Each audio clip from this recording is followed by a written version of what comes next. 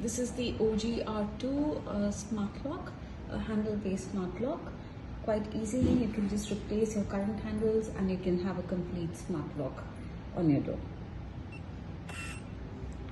Unlocking with a fingerprint, that easy it is. And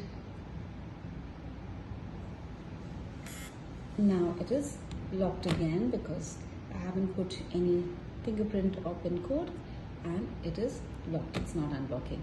I put my finger and it unlocks. I can send a pin code to any person remotely. I can also send in a key, e-key. I can also give a card access for this one. Let's try a pin code.